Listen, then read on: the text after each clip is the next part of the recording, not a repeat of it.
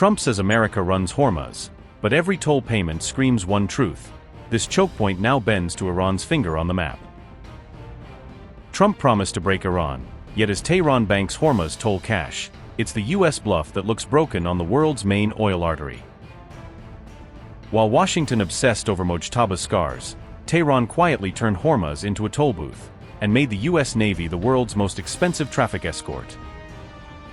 On camera, Trump bragged of total control of Hormuz.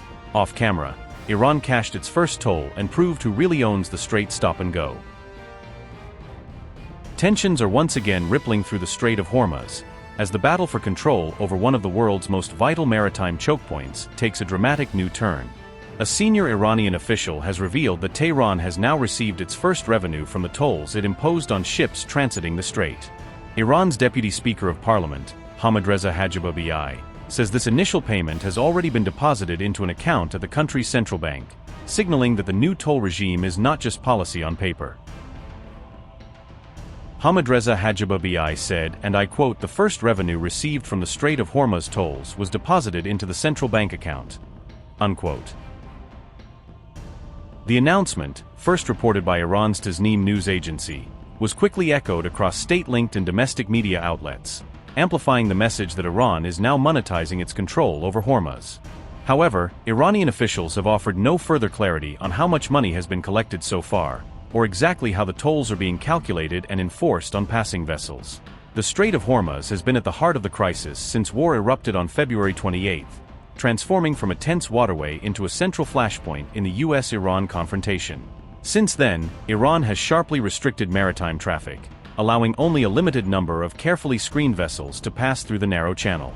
All this is happening in a corridor that carries roughly 1/5 of the world's oil and gas flows, meaning any disruption here sends shockwaves through global energy markets. Beyond oil and gas, the Strait of Hormuz also serves as a critical route for other essential commodities, linking producers and consumers across Asia, the Middle East, Europe, and beyond. In recent weeks, Tehran openly debated imposing tolls on ships, warning that shipping conditions in Hormuz would not return to pre-war normal levels anytime soon.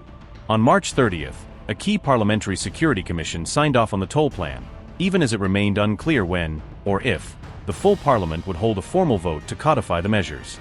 Yet, even as Iran quietly banks its first toll revenue, Trump declared that the United States was in complete control of the Strait of Hormuz, deepening the gap between American rhetoric and Iran's on-the-water reality.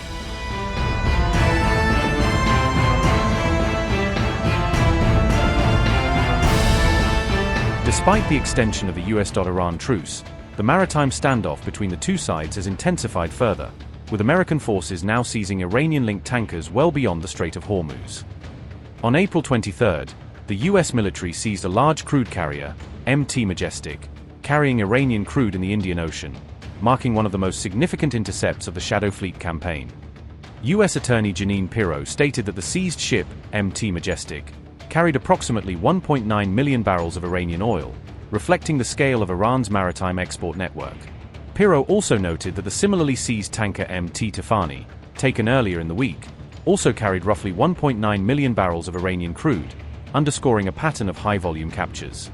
The location of the Majestic seizure was close to where the Tehran was boarded earlier in the Indian Ocean, suggesting that US forces are focusing on a specific corridor used by Iran-linked tankers. Pirro added that her office has executed some of the nation's most complex seizure warrants, positioning these operations within a broader legal framework for targeting sanctions-busting vessels. The attorney also hinted at the earlier seizure of oil tankers carrying Venezuelan crude, including the ship's skipper, Bella 1, and Veronica. The US Department of War justified the operation as an effort to intercept ships that are alleged to be violating sanctions and supporting Iran's war-related revenue flows.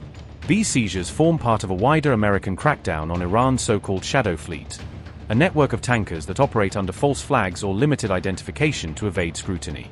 The broader aim is to squeeze Iran's oil revenues, which have long served as a critical source of funding for Tehran's military programs and regional activities. The US military has claimed that its blockade and interdiction measures have so far forced at least 33 ships to turn back or return to port while attempting to navigate the Strait of Hormuz area. The latest seizure of the Majestic came shortly after President Trump claimed total US control of the Strait of Hormuz and issued shoot-and-kill orders against vessels ignoring the blockade. Donald Trump said, and I quote, Iran is having a very hard time figuring out who their leader is. They just don't know. The infighting is between the hardliners, who have been losing badly on the battlefield, and the moderates, who are not very moderate at all, but gaining respect, is crazy. We have total control over the Strait of Hormuz. No ship can enter or leave without the approval of the United States Navy. It is sealed up tight, until such time as Iran is able to make a deal. Unquote.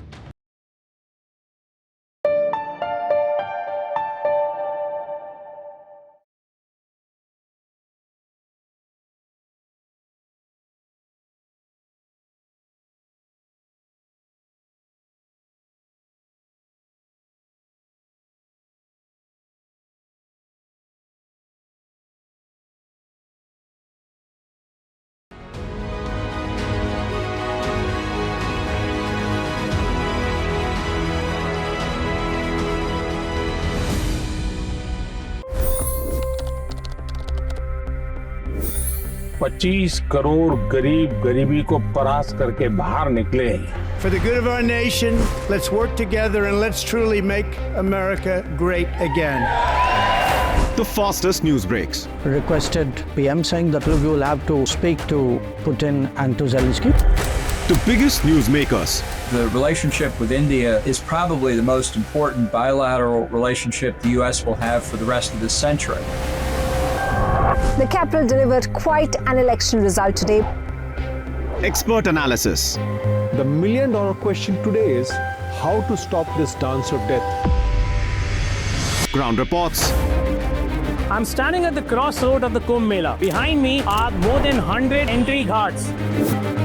Long-form interviews. Exclusionary politics is reflected in Manipur case as well. You don't bother because this is a small state. Deep dive into burning issues. It's often said DRC could be the richest country in the whole world. It's because of what sits underneath. Why exactly did the US topple the Sheikh Hasina government? HD videos. We don't just break news, we break it down.